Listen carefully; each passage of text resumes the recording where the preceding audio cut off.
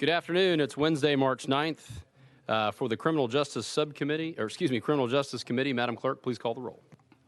Representatives Beck, Campbell, Dixie, Doggett, Farmer, Griffey, Hardaway, Hawk, Howell, Halsey, Lamberth, Moody, Russell, Sherrill, Vice Chairman Sexton, Chairman Curcio. Here. Mr. Chairman, you have a quorum. Thank you, Madam Clerk. Members, before we get started today, do we have any personal orders? Okay, seeing none, we do have a calendar before us. Item number 1 is House Bill 1944 by Chairman Sapicki. Sir, you have a motion and a second. You're recognized before the committee. Mr. Chairman, I'll be asking for a roll call vote on every vote pertaining to this bill. Yes, sir. I know there's an untimely filed amendment on this, and I think that the testimony before will probably put context to the rest of the committee who wasn't in the subcommittee. So if it's okay with you and your committee, we can hear the testimony first, and then we can come back and we can discuss the untimely filed amendment that makes the bill, Mr. Chairman. Thank you, Chairman Sapicki, and I agree. I think, I know this has been a much debated topic, and of course we've heard now 4 hours of testimony, both for and against this legislation in the subcommittee, but there are members of this body who do not serve on that subcommittee. And so we felt like it would be beneficial to those of you who aren't on the sub to be able to hear some of this testimony. Having said that, I want to make it very clear that we have tried to listen to as many arguments for and arguments against this as we possibly can. And this committee has listened now to 4 hours of testimony over 2 weeks on this bill, which is very appropriate. We want to hear from the people who are impacted by the laws that we're contemplating. And so we needed to take the time to do that. But having said that, we've also got to have time to do what we were elected to do, which is to talk to each other and debate the merits of the bill.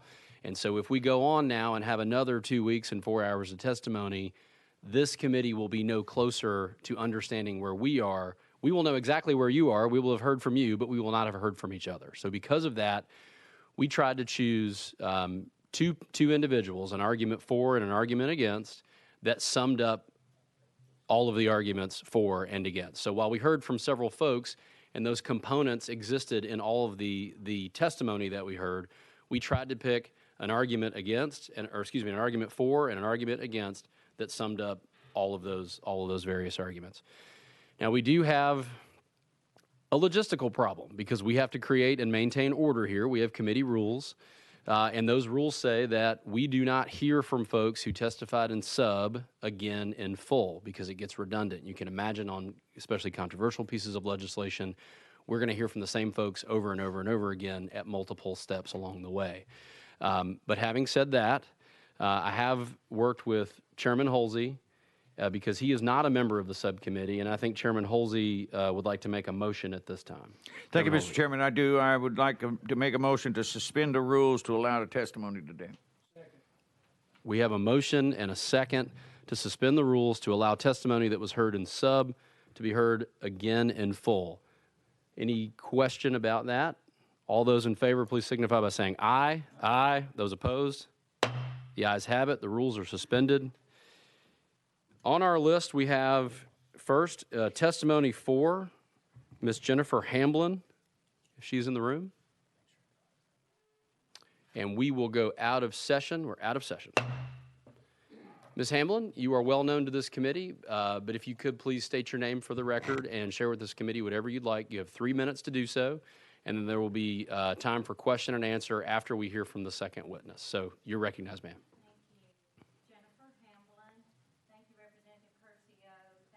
Representative Sapicki for bringing this bill forward. Thank you to the honorable committee members. And again, there's no way that all this can be put out in 3 minutes, so I will do the best possible way. And being a school board member, was tasked with wearing a hat to make the best decisions and choices for our students in the state, just like you guys are tasked with doing that same decision. We've had a lot of testimony. We've had a lot of passion. We've had a lot of opinions. We've had facts. This bill is not about banning books. This bill is not about banning resources that our school has. This bill comes down to one thing. We never thought we'd be debating pornography and obscenity in our school districts, but that is what we have found these resources to be. In our research, we have found them in 93 of our 95 counties, at least one of those books. Another one was found just this Friday in a Davidson County school system.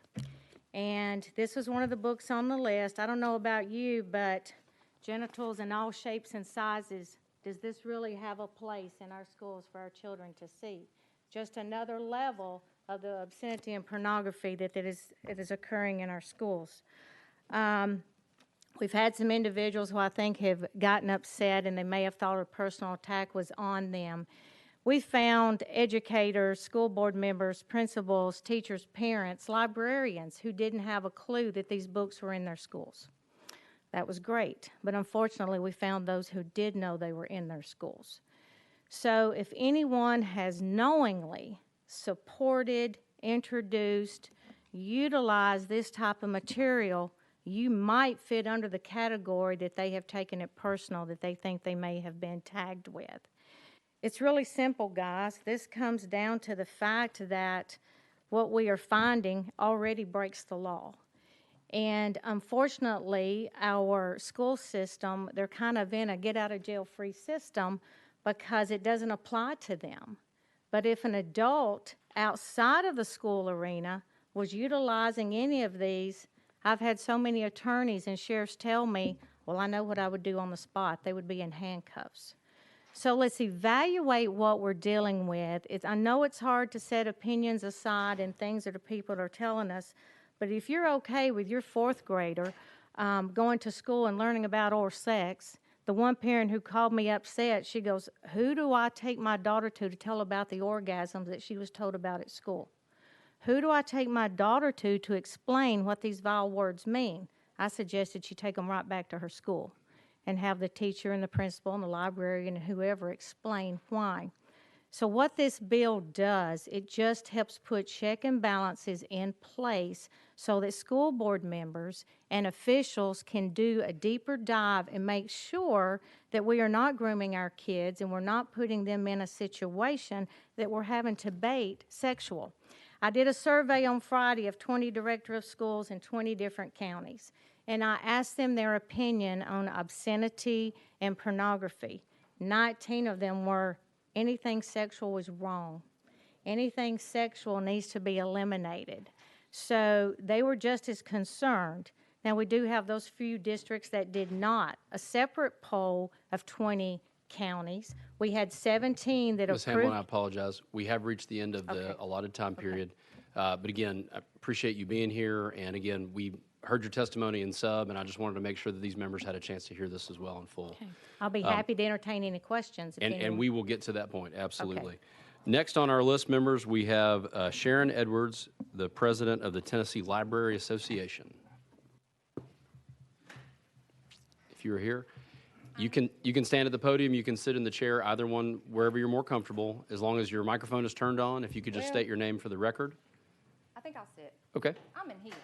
I understand. There's a button on the microphone. It looks like a picture of a voice coming out of a mouth, and make sure that red light is on. Yes, you're on. If you could just state your name for the record and then share with this committee whatever you'd like. You have 3 minutes. Hi, I'm Sharon Edwards. I'm president of the Tennessee Library Association. Thanks for having me here today.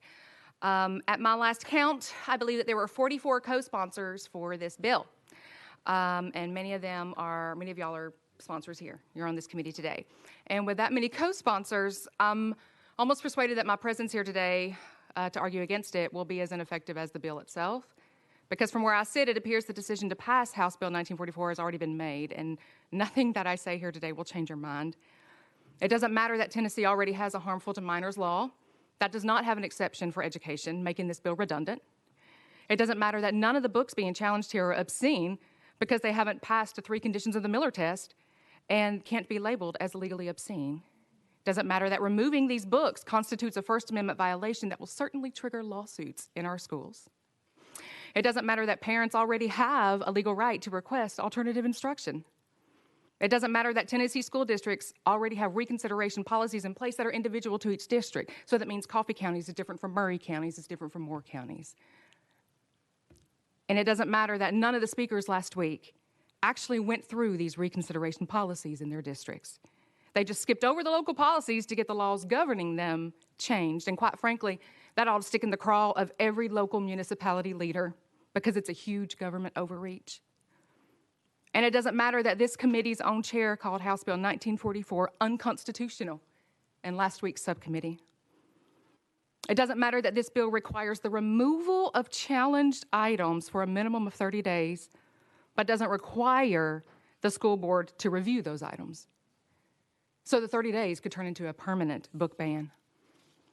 And it doesn't matter that this bill's own fiscal note states that this is not an issue at all. Tennessee school libraries simply do not have obscene materials in them. None of this matters because it seems there's an illogical belief that a vote against House Bill 1944 is a vote for obscenity in school libraries. But here I am, y'all. I stand against House Bill 1944, and I am anti-obscenity in school libraries. So please hear me when I say that you can vote against this bill because it's unconstitutional and still oppose obscenity in school libraries. Because despite all the recent slander and the public shaming of librarians from this General Assembly, I don't know a single librarian who promotes obscenity in school libraries. So the truth is we are all on the same side here. Thank you. Thank you, ma'am. I appreciate you being here today. And members, if we have questions for the witnesses, I'd be happy to call on folks. Again, Representative Dixie, I see your hand raised. You're recognized.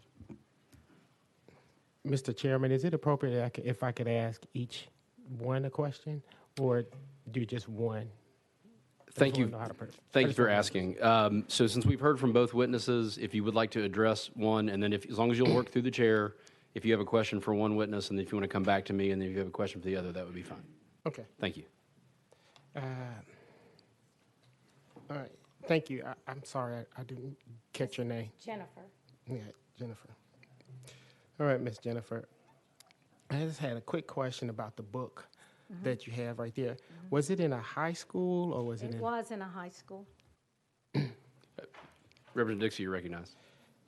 What, was it in a particular class or was it in the library? It was in the library. Ma'am, I'm sorry. I'm sorry. That's okay. I'm I will sorry. call on you if that's Okay, all right, because okay, because sure. tensions are high, and I just want to Sure. make sure that we maintain order. So, Ms. Hamblin, you're recognized. Sure. It was in the library. Okay. That was Representative a Dixie. question for her. Okay. And this is for Ms. Edwards.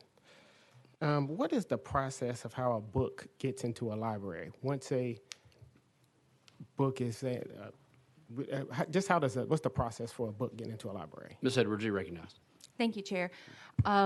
Each county, just like they have different reconsideration policies, each county has its own collection development policy. So I can't say this is the policy for all libraries because each school librarian writes theirs, and there's a superintendent and principal, and there are all these things involved in writing policies just at the local level, the way local municipalities are run.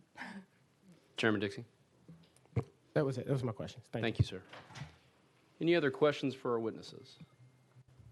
Representative Griffey, you're recognized. Thank you, Chairman. Ms. Hamlin, this question's for you. What's the current policy, school system that they employ in your county when it comes to obscenity? Ms. Hamlin, you're recognized. Thank you. In my county, it's anything sexual is considered obscene or pornography. Representative Dixie, Griffey. Okay. Yeah, that's right. Yeah. I can understand. Yeah. Representative Griffey. Thank you, Mr. Chairman. Ms. Edwards, this one's for you. I think you indicated in your remarks that to take action against any of these books that have been highlighted or pointed out would violate the Miller test. And I was quickly looking up because it's been a while since I've read that case, but I think Justice Berger said that the Miller tests were guidelines for jurors to make the determination of whether something, appeals to period interest as otherwise overall artistic, literary value, and so forth.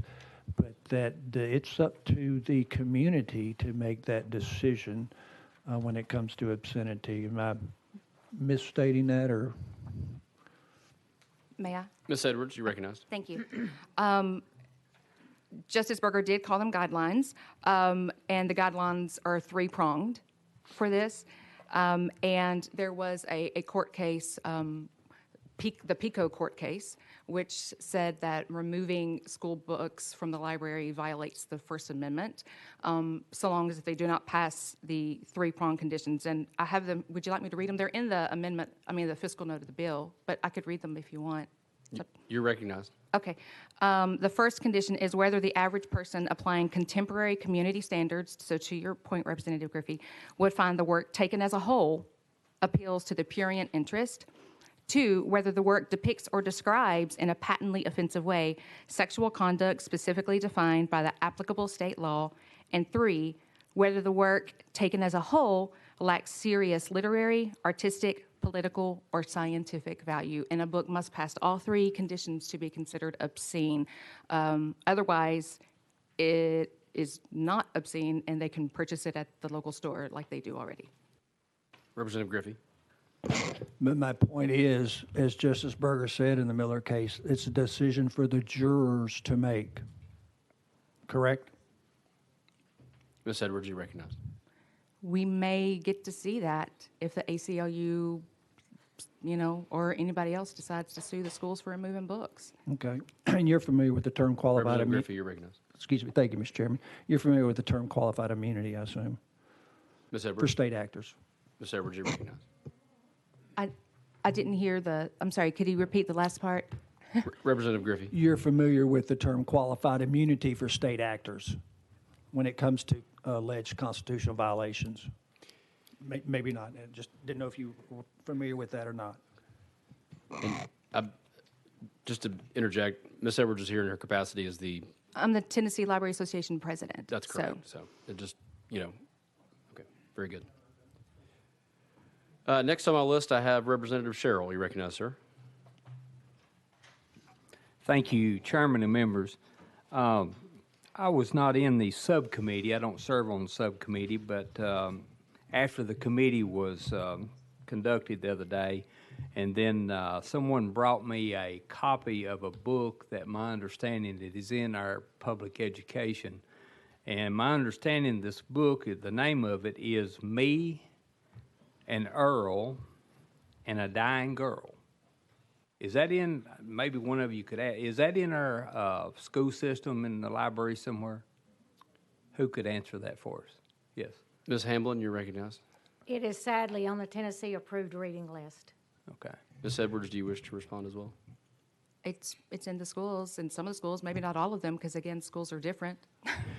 Representative Sherrill, you're recognized. Thank you. When I first seen this book, that it was given to me to look at to see some of the pages inside of it. The first thing that I read of it, I looked at it and the first thing I thought was, this book should be in one of these convenience stores in a section up there where there is a Playboy and a Hustler magazines. That's where that book needs to be at. What I read out of it, that is nasty. That does not need to be in our school system for our children to be reading. That is no place for that. And definitely, we've got to protect our children from things like this. So I appreciate y'all being here today, but somewhere or another, we've got to get this trash, this nastiness out of our school system. If we don't, we're going to lose our children. Members of the audience, it's time for us to have a discussion. This is not a baseball game. We are not going to change our vote no matter how loud you cheer or matter how many side comments we hear. If you could please let us hear from these witnesses, and then we're going to do what we were elected to do, which is we're going to talk to each other.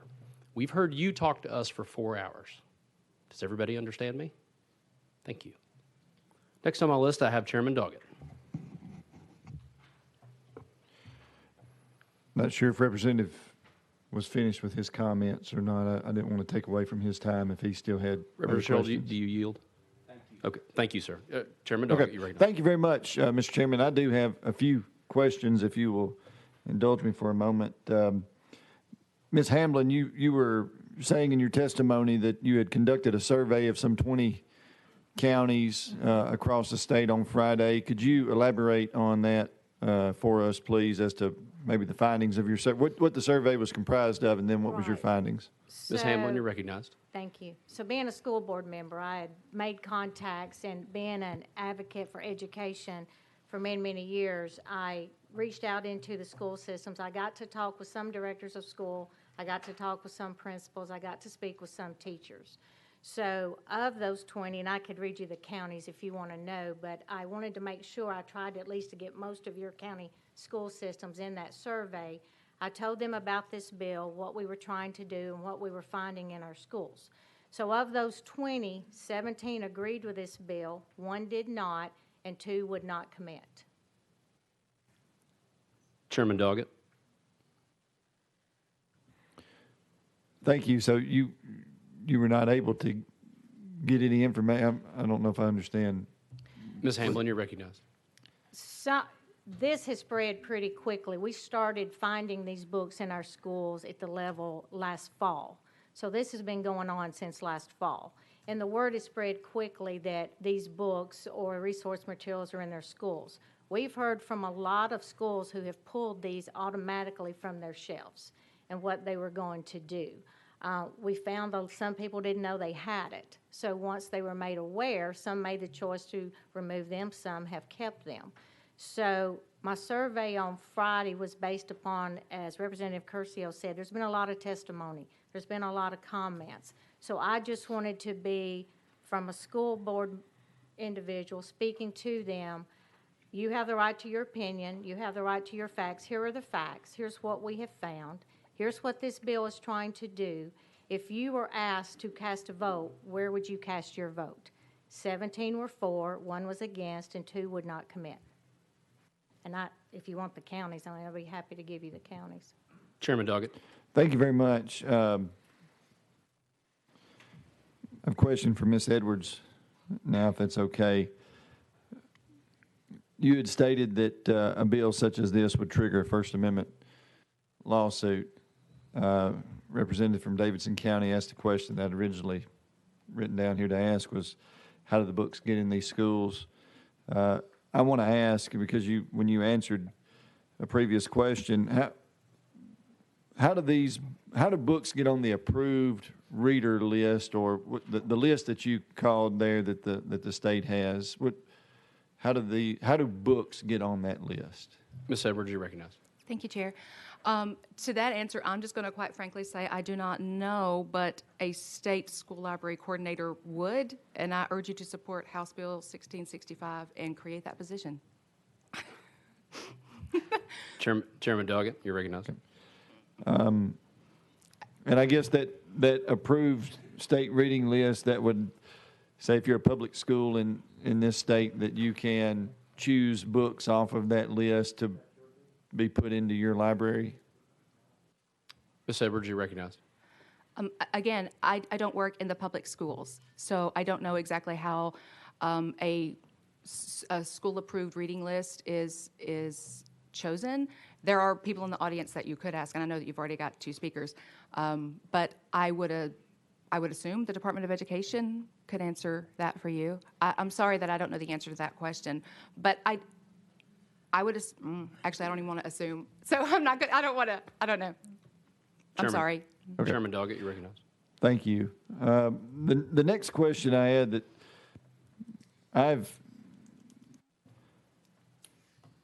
there were some books that were discussed in the subcommittee. One of those was It's Perfectly Normal.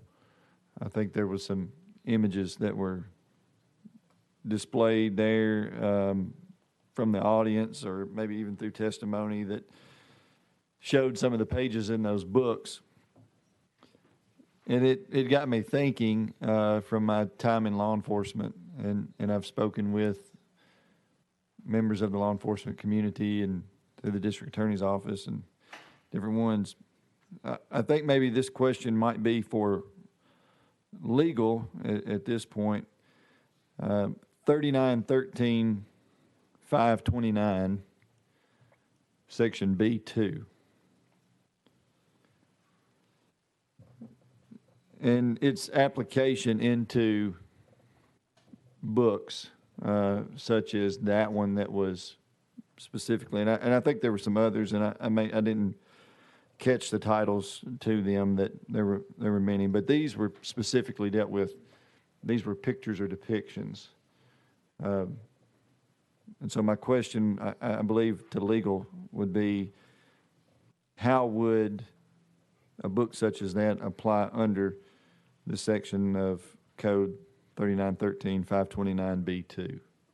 I'll remind the members in the audience that we're at a session, and so now we'll go to legal services if they have a response to that question.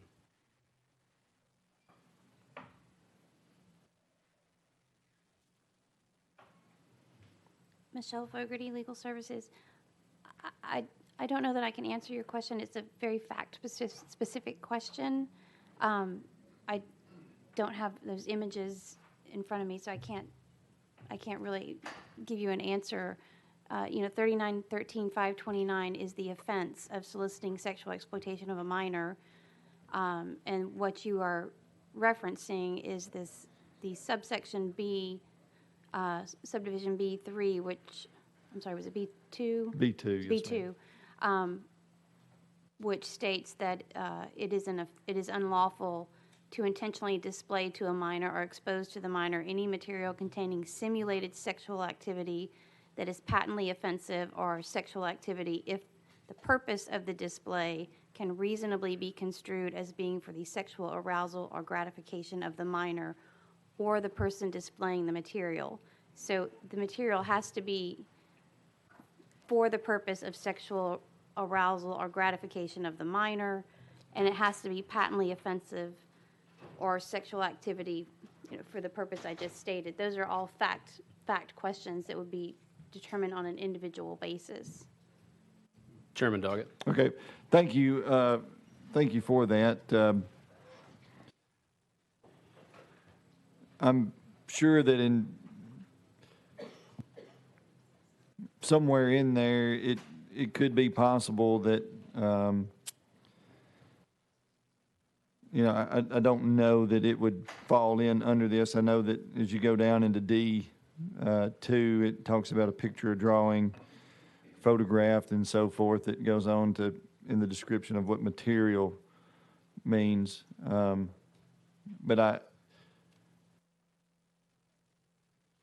So I'll leave that there, and so yes, I have no further questions at this time. Thank you.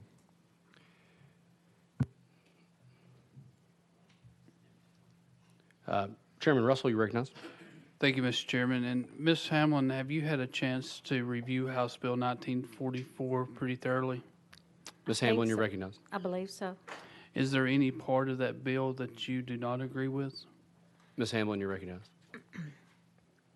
I can tell you what I do agree with, sir. We could debate points in the bill with whether it was right or whether it was wrong. The fact that this bill simply addresses this issue, I think, is paramount to what we're trying to do here today. Unfortunately, we have to create these bills to help our school boards and our LEAs be able to address these issues, because I believe, to Representative Doggett's point, we are getting into some really serious areas of whether we're crossing that line of legalities or not.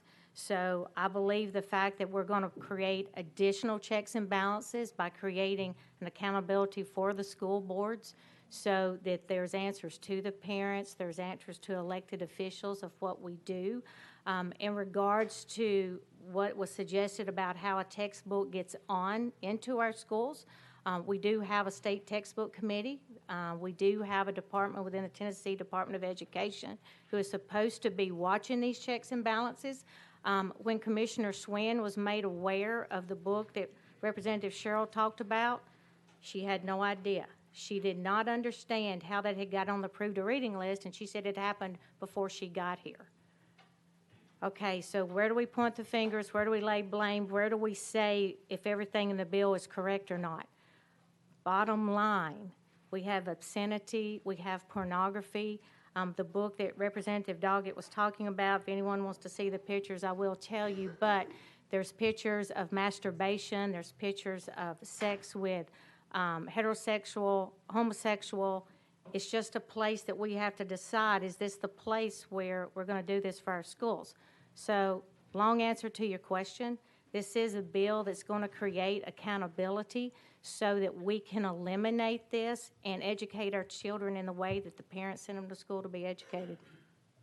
Chairman Russell, you recognized. Thank you for that. And Ms. Edwards, have you had a chance to fully review House Bill 1944? Ms. Edwards, you recognized. Yes, sir. Chairman Russell.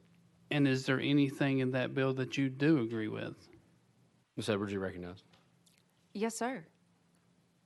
Could you elaborate, please? Yeah, I might find that surprising, but obscenity, as defined by the Miller test, does not belong in our school libraries, and so I'm cool with that. Like, that's fine. But I just talk to the librarians. Parents go to librarians, go through the processes. The fact that it's been jumped over and the amendment creates a statewide process, that's dicey. Chairman Russell, you recognized. Thank you both. Mm-hmm. Members, I have no one else on my list. Representative Hardaway, you recognized. Thank you, Chairman. I try to wait and see if my questions are answered by others. I guess what I'm trying to figure out is, and this, Mr. Chairman, goes to Ms. Hamblin. And I think Ms. Hamblin is a current or former school board member. Ms. Hamblin, you recognized. Yes, sir. Representative Hardaway.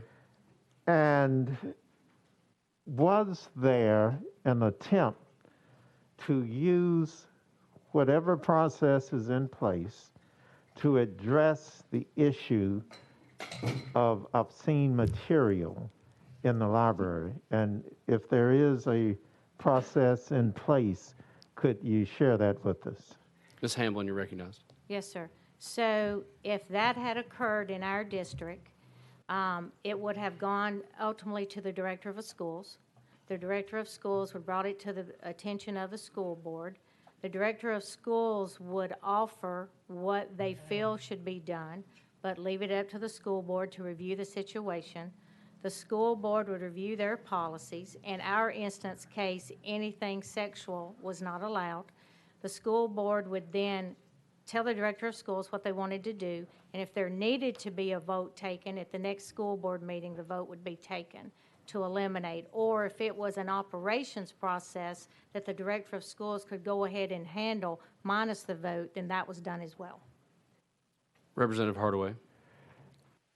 Thank you, Chairman. And does that system that you're familiar with for your LEA, does it work?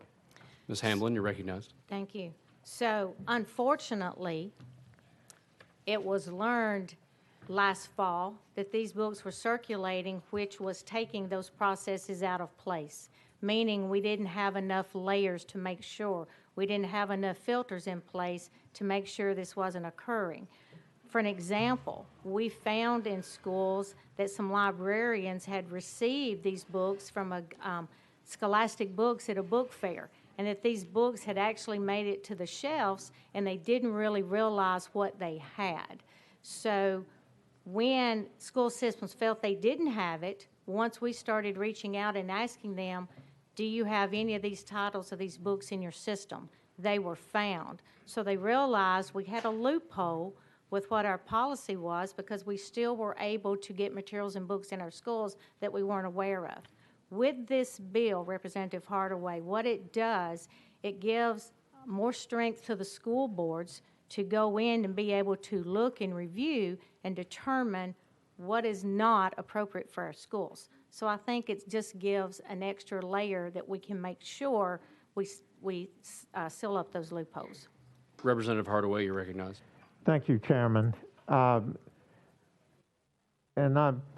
maybe I'm reading something different, but wouldn't your school board already have the powers to create whatever the mechanism was that they needed to create to fill that gap in the oversight? Can't they just simply change their policies at the urging of the parents, the staff, concerned citizens, and close whatever the gap was that allowed the problem books?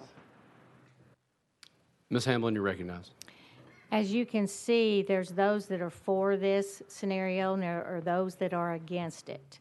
We have seen dynamics change just over in the last 12 months of what we can and can't do in our schools.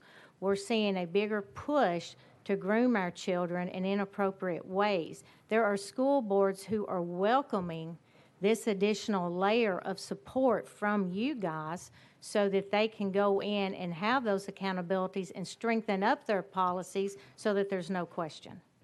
Representative Hardaway, you're recognized. All right, and I guess I'm not expressing my question clearly, but I'm not getting the answer to my question. But I appreciate you being here. And Mr. Chairman, I'd like to ask Ms. Edwards a couple of questions. You're recognized, sir. The processes that are in place for each of the districts, are those determined by the board members under the guidance of the state, by the parents? Is there another mechanism in place? Who decides that process, who decides what the process is, what it looks like, sounds like, that's going to determine the quality of books in the school library? Ms. Edwards, you're recognized. Thank you, Chair. It's different for each county. That's all I can tell you. And not just county, but school system. For example, in Coffee County, I think there were 3 school systems. And I'm not going on record saying that Coffee County has 3 different processes. I'm just saying that it's, you've worked in local government yourself. You know how it works. It's local for a reason. Representative Hardaway. Thank you, Chairman. And the reason that it's different is because the voters are different in these counties. Their values are different. What they expect out of their elected officials, that's different. The specifics of what that material should look like that's in the libraries, that's different. So what you're telling me, not in your words, but in mine, is that the local folks in each of these LEAs are making decisions according to the community's wishes and wants, desires and needs. Your comments, please. And I would just remind the members that if you have questions that these witnesses are uniquely qualified to answer, this is the time for that. If we want to make statements or debates about the bill, we need to do that when we're on the bill in session. Ms. Edwards, you recognize if you'd like to respond. I would just nod my head. That makes sense to me. Thank you. Representative Hardaway, do you have any questions specific to the witnesses? Mr. Chairman, I'll reserve time for later. Thank you very much. Any other questions for the witnesses? Chairman Doggett, I'll come back to you. Thank you, Mr. Chairman. One final question is all I have for Ms. Edwards. You, and I don't mean this derogatorily or anything, the way that it may sound.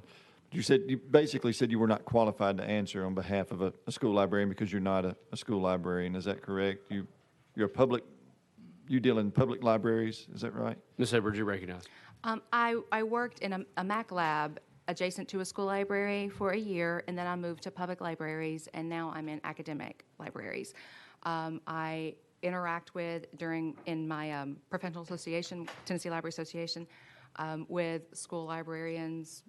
Lindsay, who I spoke with last week, funnily enough, we went to high school together, and we sang in choir together, and then we both ended up in libraries, which is not where I think that's not what you wanted to do, I don't think. That's not what I wanted to do, but that's where we ended. And then we both ended up doing advocacy, which is very strange too. So one day I was like, who's doing the the TASL, that's the school library organization. Who's the TASL advocacy chair? And then I was like, wait a second, I went to school with her. But so it was very strange and weird. But I learn information from them, and also I kind of know local government a little bit, but I do know that we, as an association with TASL, have been advocating for a state school library coordinator for 4 years now for situations like this. And as I said in my statement last week, when public library issues arise, y'all just go to Secretary Hargett, who goes to Chuck down at TSLA, and then he gets with the regions, and then they get with the libraries. There's an organization in place. There's no way to even email all school librarians. So to answer questions about blanket, what do all the school librarians do, I couldn't even send an email to them right now to ask them. Does that make sense? So I feel like the one thing I can tell you is that school librarians want to work with parents, and school librarians want to help students. And that's probably the only universal something I can tell you. Chairman Doggett, you recognize. Okay, thank you. Well, you do deal in the public library realm as well with your association. You're familiar with public libraries. How do books come to be in the library? Is there something through the state that they have a list for public libraries to draw from as well, or how does that work? Ms. Edwards, you recognize. Okay, so the way in which books are put in public libraries specifically is your question. Each library has a collection development policy that they write, and of course, as you know, each public library has a library board, and all of that's governed in Tennessee code as well. And the books are chosen based on that collection development policy, and each library has different policies because each library has a different library board. But I do know, and I worked in 2 public libraries. We had a lot of, patrons who would recommend books because you want it to be a community collection. And then, books don't just come from the state. You're allocated funds to purchase them. And so that's how that works. Chairman Doggett, you recognize. Thank you. With state funds that come in that are allocated for the purchasing of books, or is there any criteria that goes along with using those dollars, or is it just say, here is a check and go find books that are suitable for your community, or how does that work? Ms. Edwards, you recognize. Thank you. I do know that an MOE with the county commission to keep, so like if a public library gets this many dollars from a county commission, the MOE agreement with the state, this is as I recall from when I was in Coffee County, the MOE says that the county commission can't go way below that funding. Otherwise, the state somehow says, oh, you're not making your maintenance of effort to keep up the library. And I think you'd have to talk to Secretary Hargett to talk to Trey to get the exact dealings. But I do think that they will come and remove those items if you don't make the maintenance of it there. Chairman Doggett. Okay. Final question.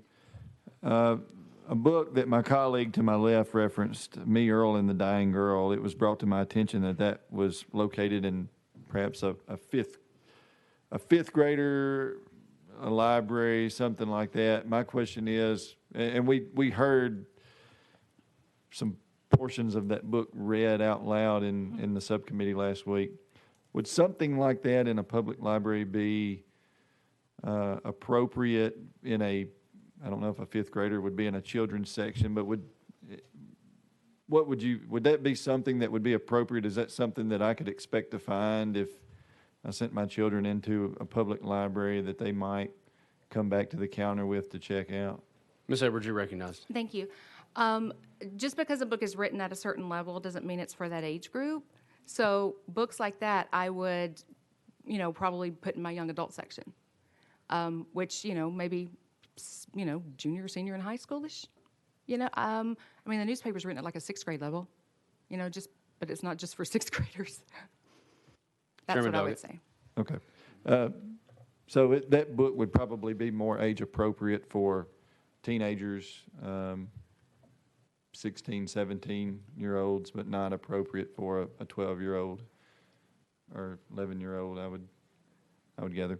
You don't have to answer that. No further questions. Thank you. Thank you, Chairman Doggett. Chairman Dixie, you wish to be recognized again?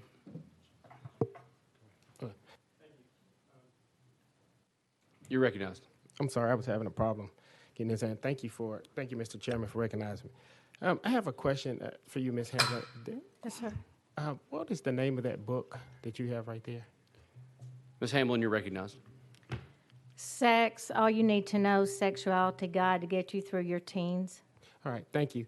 Chairman Dixie, you're recognized. Thank you, Chairman. So my question is that if we had, I'm sure that book, and this goes along with what Ms. Edwards said about the librarian's responsibility to make sure they think about who's going to be using this book and the appropriateness of it. We have sex education classes in our high schools. That book could possibly be there for them to do a research paper on or something for that class, and it's incumbent upon the librarian to make sure that they have the resources in order to complete their projects. So I think that sometimes what we're doing in some of these issues, in some of these instances, we're taking things out of context. And we're for instance, my colleague over there asked about if that book was written on for a fifth grader. And Ms.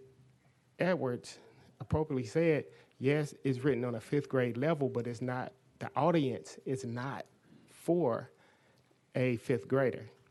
And there's a website that anybody can go to. It's called the Common Sense, it's an app actually, a website, Common Sense Media, and it'll tell you the age, the level that the book was written, who the audience was for, and it'll give you a synopsis of what the book is for.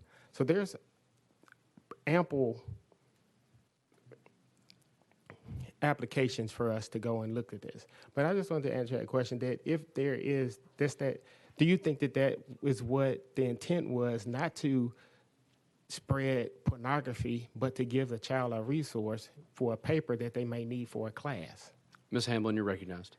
Good question, Representative Dixie. Unfortunately, this is just one resource, one book, and it could very well go for the source that you just said.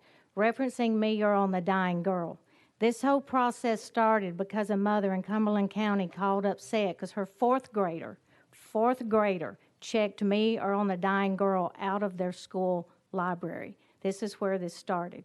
When our research went further, we found this book in elementary, middle, and high schools across Tennessee, this particular book.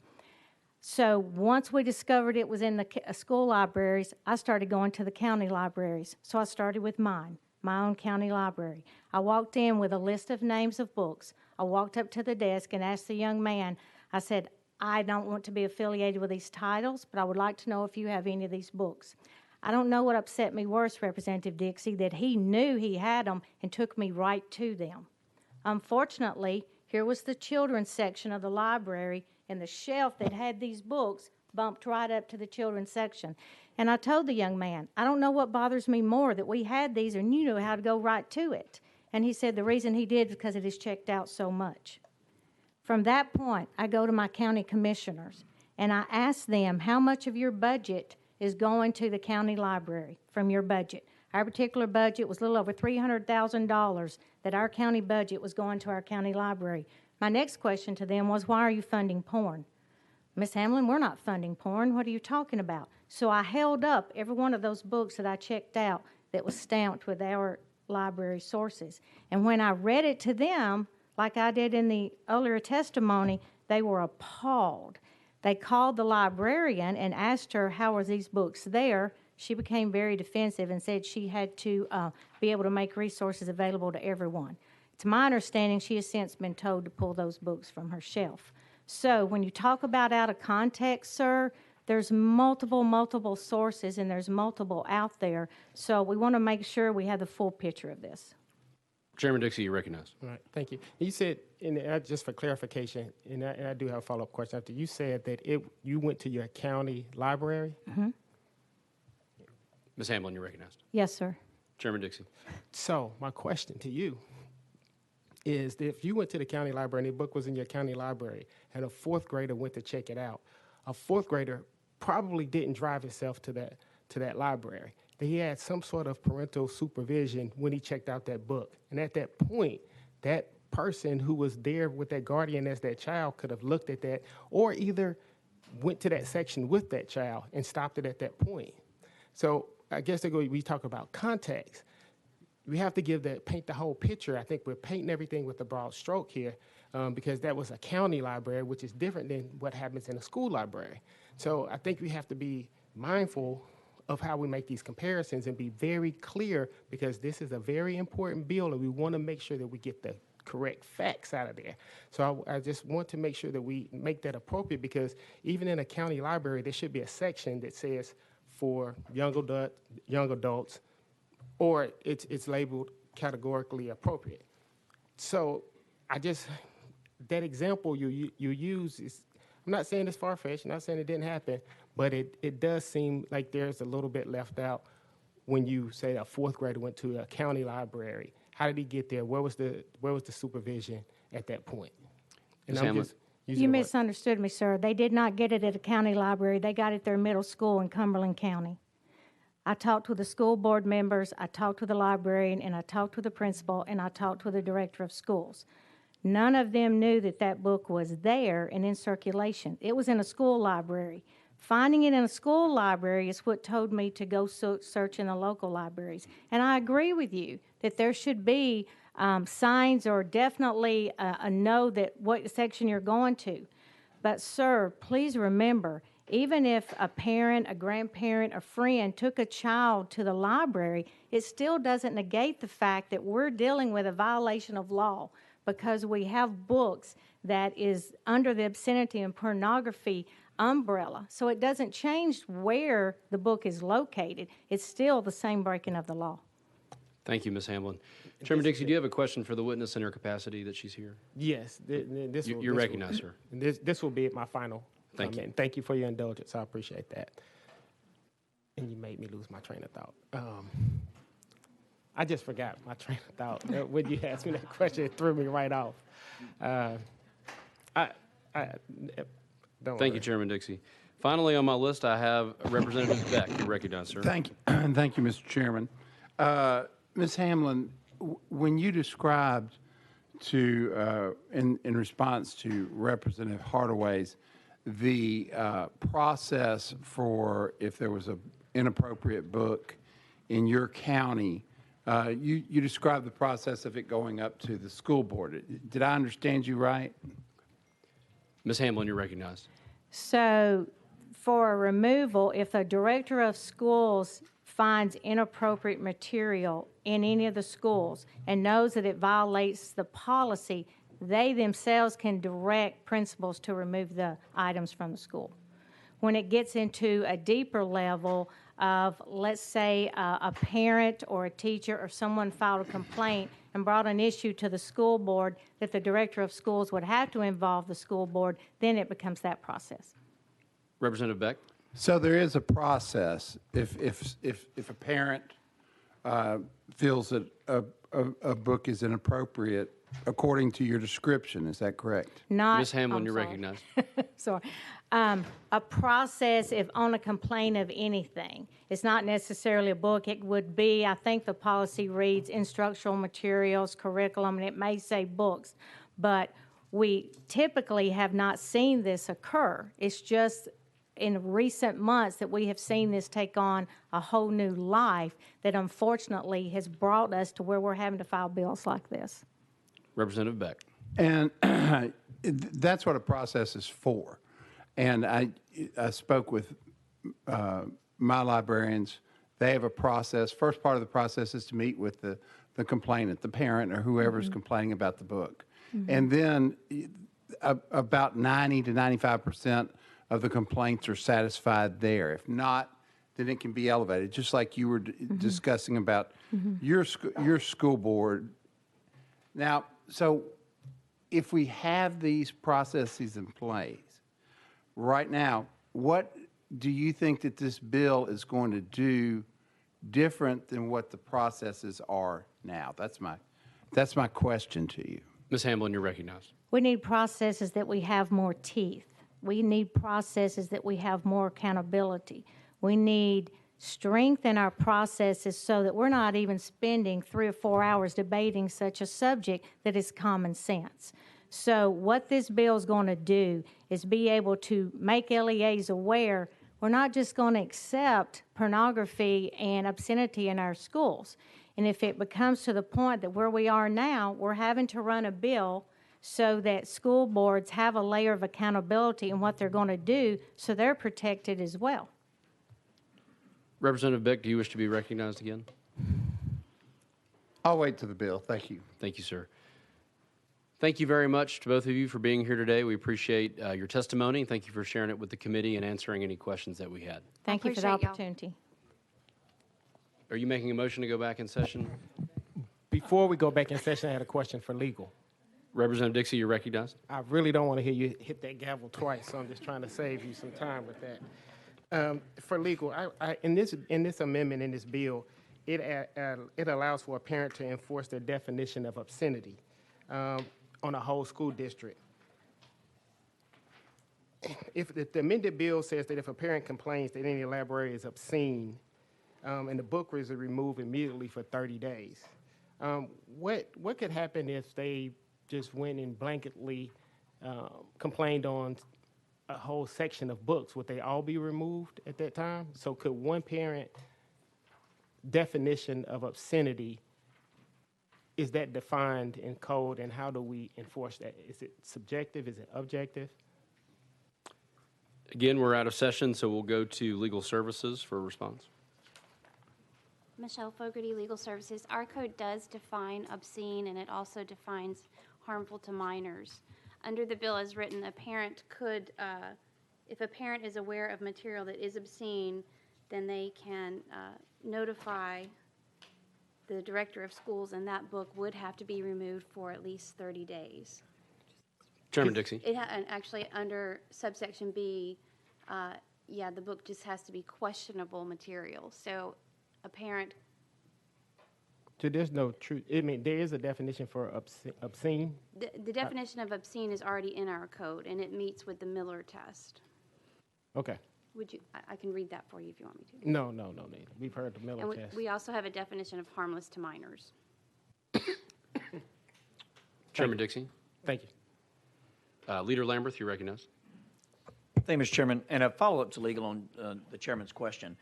In order to be removed for 30 days, it would have to be obscene material as defined under our statutes. It wouldn't be just any book that a parent would challenge. Is that accurate? I was looking at this. It said, if the parent or legal guardian is aware of material that is obscene, as defined under 3917-901, or harmful to minors, being made available, and then it follows on to subsection B and C. So in order to be challenged and removed immediately for 30 days, it would have to actually be obscene, which of course is already illegal. Is that accurate? Ms. Fogarty. Thank you. Yes, under our current law, it is obscene to have. It is illegal to have obscene materials. Leader Lamberth. And again, only obscene materials would have to be removed for 30 days for evaluation. The way it reads is, it would have to be obscene materials that the parents are aware of. And it specifically says, as defined under 3917-901. Ms. Fogarty. That is what subsection A says. Subsection B then says that the policy must require the director of schools to remove the questionable material for a period of no less than 30 days to allow the local Board of Education to determine whether the material is obscene, harmful to minors, or appropriate for students. Leader Lamberth. Thank you, Mr. Chairman. And so if a book is challenged, basically it's removed for 30 days, and then if it is found not to be obscene, would presumably be returned to the shelf. Ms. Fogarty. Yes, sir. Under subsection C, it would be returned to the shelf if it is determined not to be obscene or harmful to minors. Thank you, Mr. Chairman. I just wanted to structurally understand exactly there. I've read it through several times, but this amendment was untimely filed, if I remember correctly, and so wanted to make sure there were no specific changes I was unaware of here. Thank you. Thank you. Thank you, Leader Lamberth. Thank you again, ladies, for being here, and we appreciate your testimony, and we will go back into session. We are back into session.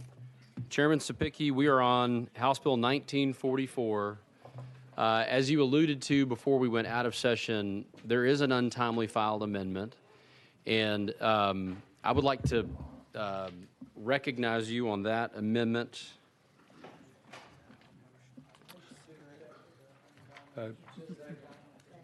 We have a motion and a second to consider the untimely filed amendment. And now, members, to remind everyone, because we have an untimely filed amendment, the procedure requires us to have a roll call vote on whether or not to accept the untimely filed amendment. So this is simply a yes or no vote to accept the untimely filed amendment.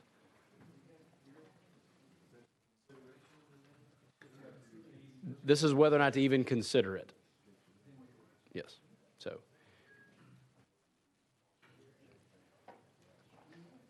All right. So again, you're voting yes to consider the untimely filed amendment. You're voting no if you do not wish to consider the untimely filed amendment. This is not action on the amendment. This is just whether or not we will consider it. Madam Clerk, please call the roll. Representatives Beck, Just to consider.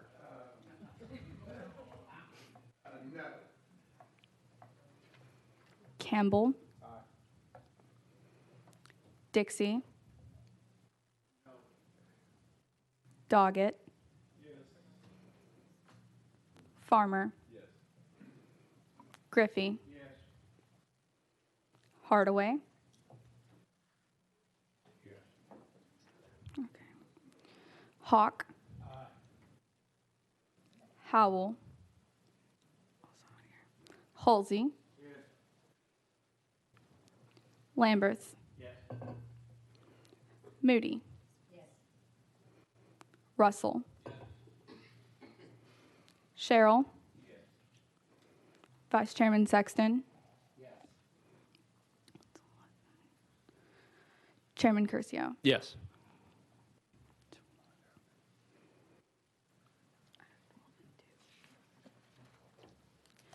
Mr. Chairman, you have 12 ayes, 2 noes. Okay, so the motion carries. We are now considering the untimely filed amendment. Chairman Sapicki, how would you like for me to talk about it, or do you have a question? Well, present it? we'll be working off drafting code 015408, just for clarity. That's correct. Yes, sir. That's what I have. We have a motion on the amendment. Do I hear a second? We have a second. Sir, you're recognized. Mr. Chairman, I have to give credit where credit's due. There was an issue brought up here by the librarians that the chairman caught, that there was no trigger. The book would be removed for 30 days, and then it said when the school board took action on it and determined whether or not it was going to be removed or put back in, there was no trigger for that to happen. So in theory, somebody could have asked for a textbook to be challenged, and it could have gone to the school board and sat there forever. And so in the bill, in section C on page 2, it starts out, the local board of education or governing body of the public charter school shall determine if the material is obscene or harmful to minors. And here's the new part: no later than the next regularly scheduled meeting of the board or the governing body after the 30-day period in subsection B. I appreciate that from Chairman Curcio. Thanks for that catch. Nice catch. Yes, sir, and I appreciate you working with me on the untimely filed amendment. So, members, I just want to provide some context here, if I may. So, for example, we all, I'm going to go out on a limb and say we all read Romeo and Juliet when we were in high school. The themes that are dealt with in that wonderful piece of work do include extramarital sex, premarital sex, drug use, suicide. These are tough issues, but they're issues that high school students can unpack in a literature class. I think most of us generally agree to that. But under the amendment that passed out of subcommittee, and it was not the sponsor's intent, and certainly not, but it was technically possible for a parent to object to a text, that text to be pulled from the shelf for no less than 30 days. And let's just say, school boards are locally elected. They all go to church together. They all see each other at the grocery store. These are tough, contentious issues. It would be very easy to imagine a scenario where they just said, you know what? We don't want to deal with this. It's uncomfortable. If a parent is offended, then let's just take the easy road here and not discuss the book. If that were to happen, you could ban books by default. And that's what I did not want to see that. I don't think Chairman Spicky's intent was that. The intent is that if we want a locally controlled process, that a local board be required to take an up or down vote in a very quick amount of time. We picked the 30 days because the 30 days is the time the book should be removed from the shelves. And then at the next regularly scheduled school board meeting, so we're not requiring a special called meeting of the school board. We didn't want to create new costs, new time commitments. But at the next regularly scheduled meeting, then that board shall take action one way or the other. So that is the intent here. Again, I think this is a friendly amendment, and to prove so, Chairman Sapicki signed the amendment himself and has turned it in. So with that, I will, now that I've talked on the chairman's amendment, I will open up questions for the chairman if anyone has any. Leader Lamberth, you're recognized. Thank you, Mr. Chairman. On the amendment, and just to kind of clarify your intent, so I regularly will grab the actual TCA that's over here in the corner for anybody to use. And I found it interesting. We've had, as the chairman said, literally about 5 hours of testimony, I think, at this juncture between the multiple committees it's gone through. And sometimes when I'm sitting here and I'm listening to this, and I deeply appreciate everyone coming down. It's a very important issue. We want everyone in Tennessee to be involved in these decisions. But it's like there's a different conversation happening sometimes that has nothing to do with the actual contents of this bill. It has to do with a lot of other really important issues, and it has to do with many issues that are involving other bills. But on this particular bill, I just sat down and I looked at exactly what law you were changing. Obscene materials are illegal. They are illegal for a reason. They have no business in any society whatsoever. Things like child pornography, things that are grotesque, that are illegal for a reason, are illegal. In our statute, in subsection E, it says it is an exception to this section that the obscene material is possessed by a person having scientific, educational, governmental, or other similar justification. There's a reason for that section. There's some young ladies here on the front row that came to my office earlier. We had a really good conversation about this. It was a great back and forth. We talked about this actual bill. And with all due respect to everyone who has testified, that conversation was much more cordial than some of the conversations that have happened in these committees because we talked about the actual bill. It's a very passionate subject, and I appreciate that passion on both sides. I've never met a librarian in my entire life that wanted to provide obscene material to a child in a school or otherwise, okay? They go into being librarians because they want to help children learn, okay? Obscene materials are laid out very clearly in our statute, in federal law, and in court processes. They have no business in a school, a library, or in any public space whatsoever. There is an exception for educational, scientific, governmental, and similar justifications because obviously to determine if it's obscene material, somebody's got to look at that disgusting stuff to make that determination. It should not be our children.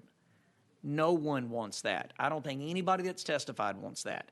So while there appears to have been a bit of a shadow war going on about different issues and books and everything else that should or should not be in a school library, this bill says if it's illegal, there's no exception for it to go into a public school. That's what the bill says. Now, I'm sorry that everybody wants to fight about a much larger issue, and we will have those arguments and fights. And in fact, for 5 hours, we basically have. That's fine. I want to hear from you. We want to hear from you. This bill is about if something is illegal anywhere else in the world, or in the country, I should say, then it's also illegal in a school library. That's the bill. Again, that's what it does legally. There is also a process in here, and I thank the chairman for working on that, because nobody wants a school librarian or one of our teachers to inadvertently put something on the shelf that would be a felony. Nobody wants that. So you have to have some sort of a process if inadvertently, because it doesn't matter if it was purposefully or not, if they inadvertently put that on the shelf, that's what the process is in this bill. So, Mr. Chairman, I appreciate you bringing this bill. I appreciate the fact that the things that are already illegal outside of a school will be illegal in a school. And I think it is extraordinarily rare, in my humble opinion, that you would find them in a public school right now. We've had lots of examples of things that I would personally disagree with being on the shelf in a school. There are other bills that deal with processes on that. This bill deals with already illegal materials that are illegal everywhere in the world, and they also will be illegal in our schools. The exception to this arguably will allow someone to escape criminal prosecution if they were to put it on that shelf. We're literally just taking that exception away. That's just my thoughts on it. I thought I would share it, and that comes, again, directly from the statute, and I deeply appreciate both these young ladies and everyone who has testified and turned out for this, your passion on this subject. It is a good thing, but I just wanted to bring up that this bill doesn't do what either side probably desires it to do, But it does do a good thing, and that's to make sure illegal materials can't be in our public schools. So thank you for bringing the bill, and thank you, Mr. Chairman. Thank you, Leader. Next on my list, I have Chairman Holsey. Chairman Holsey, you're recognized. Thank you, Mr. Chairman, and the previous leader answered some of the questions I had. There's been so much swirling around about this. I've gotten emails, I think, from Australia and London and from everywhere. And in my district, I get emails saying support the bill and emails saying don't support the bill. But there's a great deal of content in the email that I know is not in this bill. There's accusations we're going to ban books. To me, this bill doesn't deal with banning books at all, and that's what I'm asking is some specific questions, and we'll get through it very quickly. With this bill, does it ban any book? Chairman Spicky, you're recognized. No, sir. Chairman Okay. Holsey.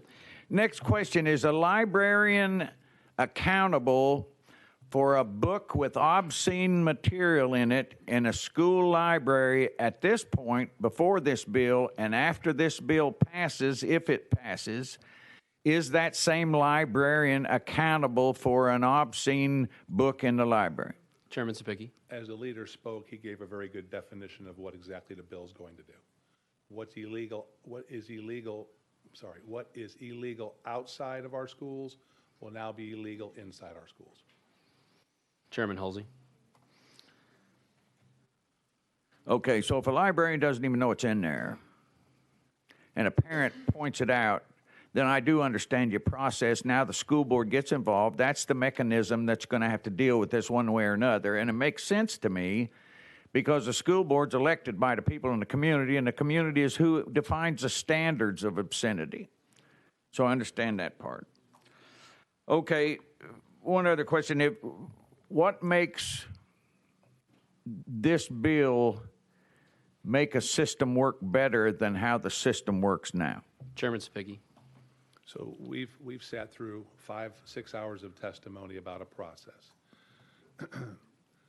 The best people at the local level, and being a member of the Education Committee and having numerous conversations with our school board members, the best members, the best people to determine what community standards are for a school system, for a librarian, for curriculum, are the school board members who are duly elected by the people of that district that they serve.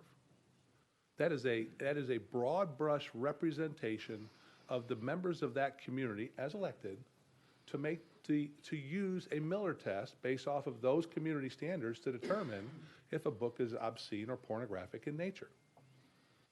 And if that board, who is elected by the people, says this is not, that book goes back on the shelf.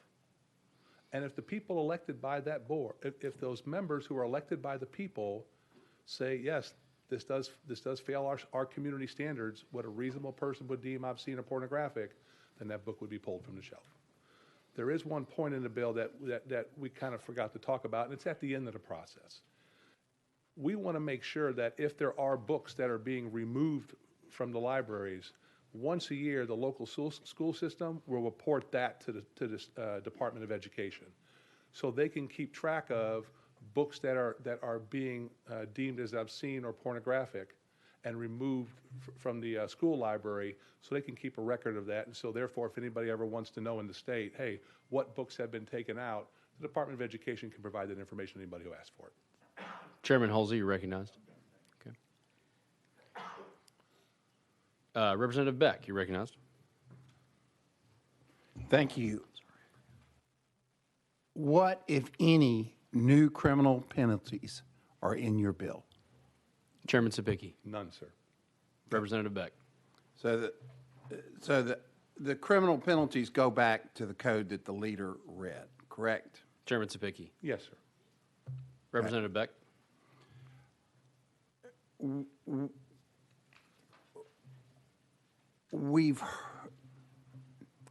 Let me tell you what one of my grave concerns is with this bill. Yes, sir. Number one is that I think that I think the language, the legal read is questionable material. So you can go through a library and say, this is questionable, this is questionable, this is questionable. Doesn't say it's obscene, it says it's questionable. And all of a sudden, you're removing books for 30 days minimum from the library. Now, in law school, and I wasn't a constitutional scholar in law school, but I do remember prior restraint. What prior restraint, and you and I talked about this briefly. What prior restraint is to take, the First Amendment is one of the things that our country is built upon. And it's very, very important to us. People in Ukraine are picking up guns to keep their freedom. And with prior restraint, it's the removal of material without a process. And you're deeming these questionable or with no process at 30 days.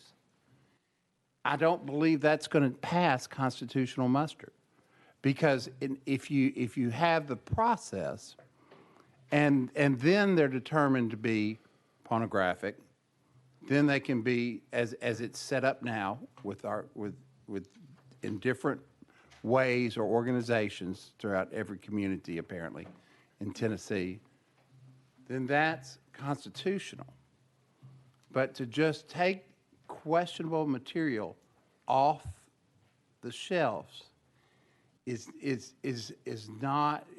against our First Amendment right, and that's where I really have a problem. So explain to me what your thoughts are on that. Chairman Spicky, you're recognized. So this is a great question, and I called some friends of mine from my college and University of Law back in Wisconsin. And he said, the first thing, you're absolutely right. But for that book to be there, it had to go through a process to get on the shelf. So the review has been made on that book already. So and I forget the term you said about the prior restraint. That's already been met by the librarian putting the book on the shelf. They've already looked at that book, and through their opinion, they've expressed that it's okay. What this says is, once that has been granted, a parent now, that book hits the shelves. A parent doesn't know it's on the shelf until it gets hit on the shelf and maybe brought home to their child for them to object to. This comes in behind that and says, okay, this is deemed acceptable by the librarians, which that's their job. So that issue that you brought up has already been addressed. This comes after that's been granted by the librarians, and now a parent has a recourse to challenge that book being on the shelf. It's already been addressed. Representative Beck, you're recognized. In speaking with my librarians, they get, if any book, they get on the approved reading list, they get a bio, basically, of the book. Yes, sir. And it has down there who it's, what age group it's referenced to and things like that. That doesn't necessarily say that they've read the book. They get a bio on the book. And then they choose whether to order it for their library or not order it for their library. That's not going to, in my humble opinion, that's not going to cure the prior restraint, because the prior restraint is we have the right to read that book until it's deemed pornographic or obscene or whatever the beef with it is.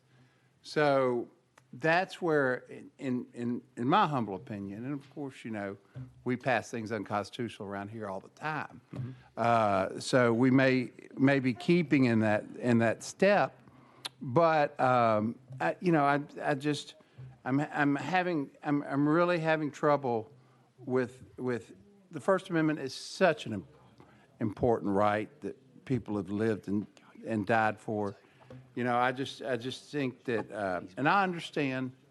I got to sit through all of sub and the hours of testimony, and I understand people's concerns. But several of the people that testified had not even taken advantage of starting the procedure to get that book, reviewed. And there are procedures for review, and that's to protect our First Amendment. So I thank you. Thank you, Representative Beck. And I'm going to take a little privilege as the chairman here because I have a follow-up because as was made very public last week, I had some similar concerns about this bill. And I've had a lot of time to look at it, and I've had a lot of time to work with Chairman Spicky on it. But specifically about this notion of, because it gave me a lot of pause as well, the notion that parents could remove questionable material, which is the language that's used in Section 3B. However, I believe that grammar is referring back to defined terms in this bill.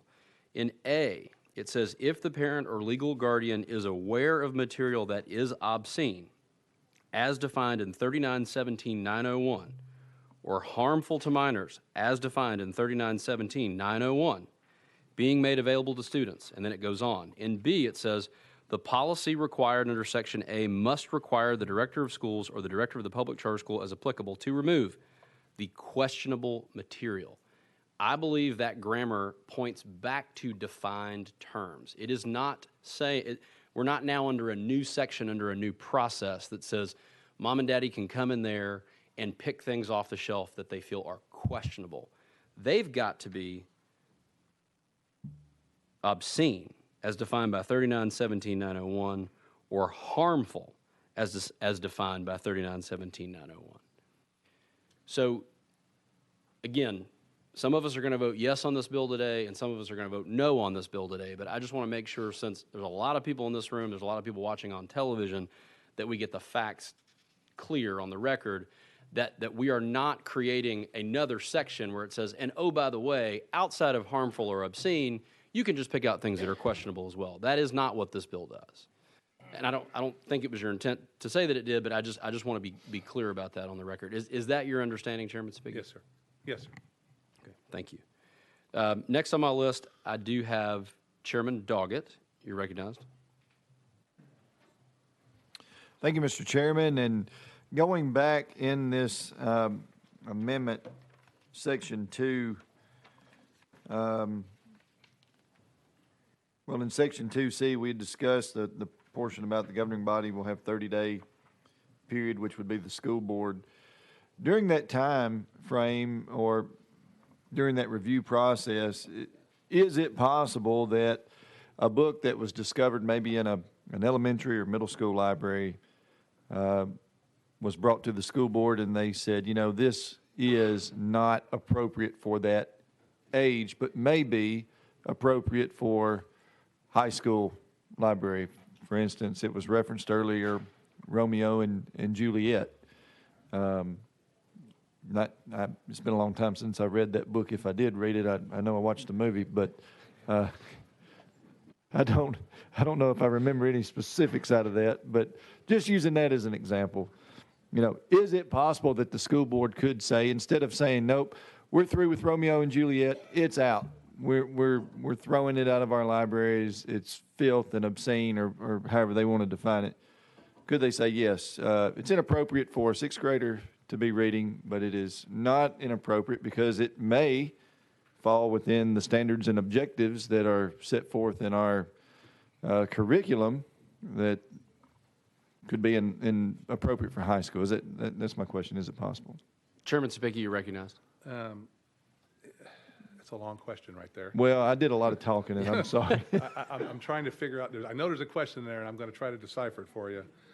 That's where this bill has its nuances built into it, that we're providing a skeletal structure, but allowing the locals to fill in the rough edges to make sure that it is unique to the community.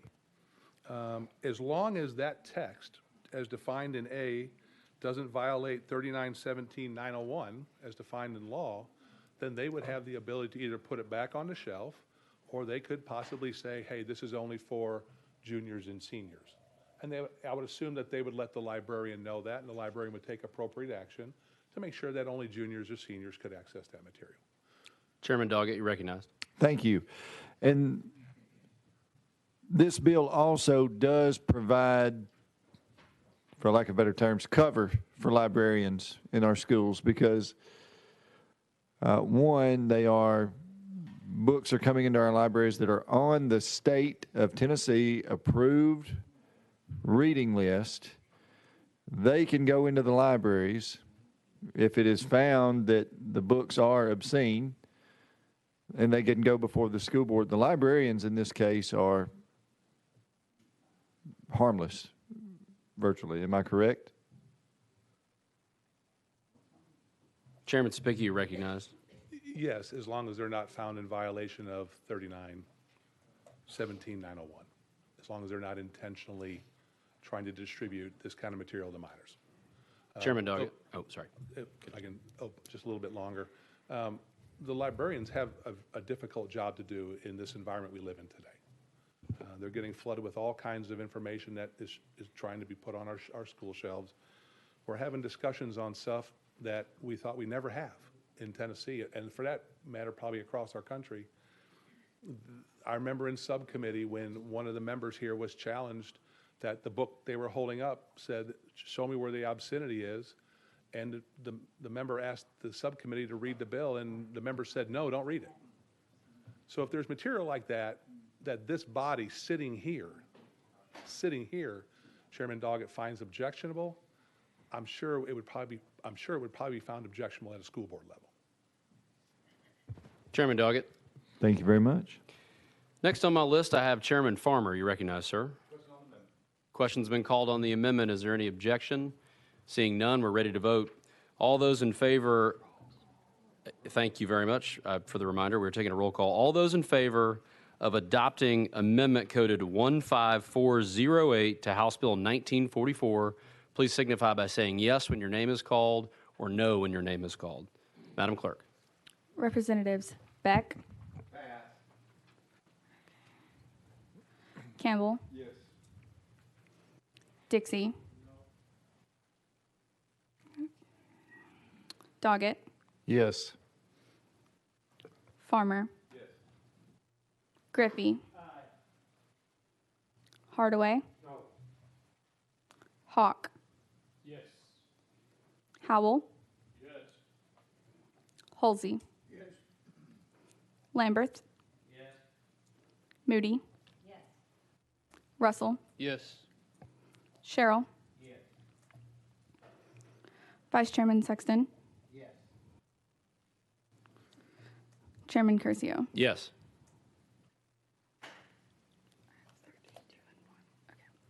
Mr. Chairman, you have 13 ayes, 2 noes, 1 present not voting. Thank you, members. The amendment is on the bill. Now we are on the bill as amended. Leader Lamberth, you recognize.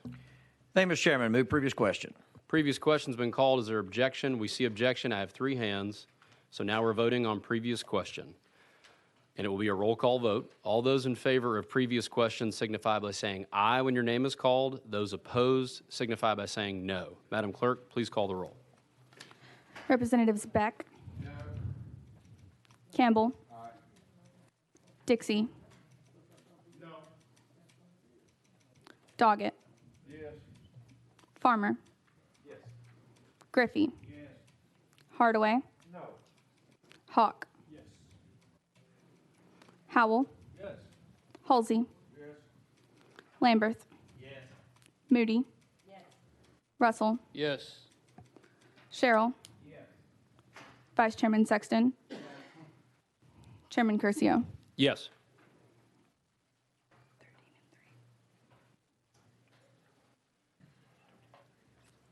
Mr. Chairman, you have 13 ayes, 3 noes. Previous question prevails. So now we are voting on the bill as amended.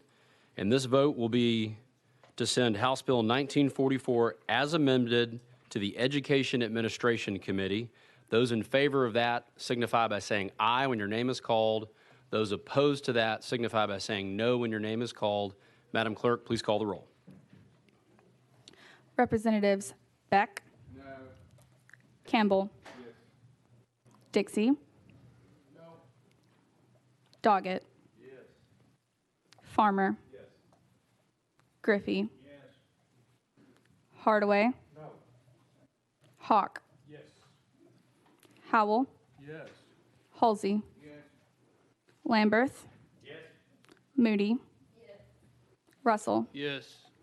Sherrill. Vice Chairman Sexton.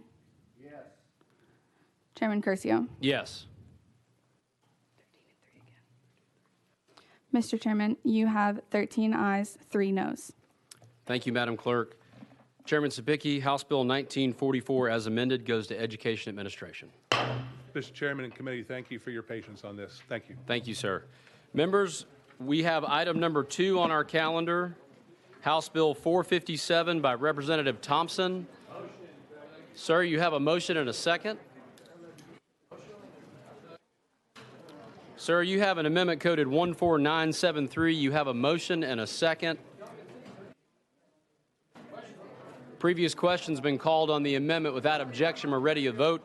All those in favor of attaching amendment coded 14973 to House Bill 457, please signify by saying aye. Aye. Those opposed, you adopt. Sir, we're on the bill as amended. Please explain your bill as amended.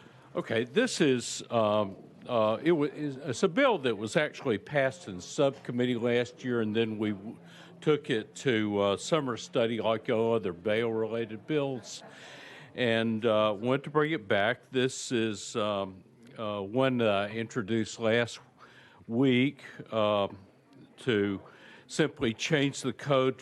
The current code requires that bail be paid to the clerk of the court only in cash. This bill updates that requirement by allowing commonly used and verifiable methods of payment by adding credit cards, debit cards, and cash apps as methods of payment.